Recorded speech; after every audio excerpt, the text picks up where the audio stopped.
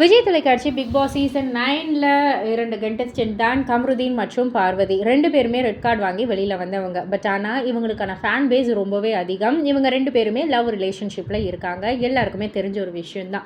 So இப்போ எங்கே வெளியில் போனாலும் ஒன்றா போகிறது, கார் வாங்கக்குள்ளே சேர்ந்து வாங்குறது, இந்த மாதிரி பல விஷயங்கள்லாம் பண்ணிக்கிட்டு இருக்காங்க.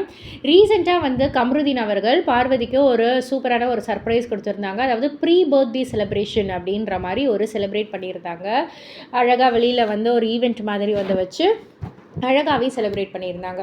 ஸோ அப்போ வந்து பார்வதி வந்து கேட்டிருந்தாங்க, இப்போ வந்து எனக்கு 30 வயசு ஆகுது அப்படின்றதால உங்களுடைய தாட் என்ன அப்படின்ற மாதிரி வந்து கேட்டதுக்கு கம்ருதீன் வந்து சொன்னார், உன்னுடைய ஃபர்ஸ்ட் 30 வயசில் நான் வந்து இல்லை, அதாவது 29 வயசுக்கு அப்புறம் தான் நம்ம வந்து மீட் பண்ணோமே.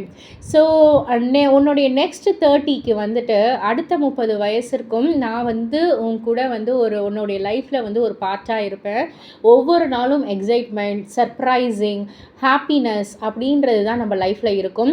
ஒவ்வொரு நாளுமே வந்துட்டு ஒரு மிகப்பெரிய ஸ்பெஷல் தான். ஏன்னா நம்ம வந்து உயிரோடு இருக்கோம் அப்படின்றதால. அதனால் அந்த ஒவ்வொரு நாளுமே வந்து உன்னை சந்தோஷமாக நான் வந்து வச்சுப்பேன் அப்படின்ற மாதிரி வந்து ரொம்பவே ஸ்வீட்டாகவே வந்து சொல்லியிருந்தாங்க. பார்வதிக்கு வந்து அப்படியே ஒரு மாதிரி எப்படி சொல்கிறது, அவங்க வந்து கொஞ்சம் ரொம்பவே எமோஷ்னல் டைப். என்ன தான் தைரியமாக இருந்தாலும், நிறைய பேர் கூட வந்து எடிட்லாம் பண்ணியிருப்பாங்க. என்ன தான் தைரியமான ஒரு பொண்ணாக இருந்தாலும் இந்த ஒரு லவ் ரிலேஷன்ஷிப் அப்படின்னக்குள்ள பார்வதி வந்து ரொம்பவே அப்படியே சாஃப்ட் ஆகிடுறாங்க கம்ருதீன் கிட்ட அப்படின்ற மாதிரி.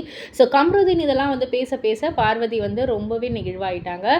ஸோ இதெல்லாம் பற்றி நீங்கள் என்ன நினைக்கிறீங்க, உங்களுடைய கருத்து என்ன அப்படின்றத கீழே உள்ள கமெண்ட் பாக்ஸில் குறிப்பிட்டு சொல்லுங்கள். மறக்காமல் சேனலை சப்ஸ்கிரைப் பண்ணி பக்கத்தில் உள்ள பெல் ஐக்கானை கிளிக் பண்ணிவிடுங்க.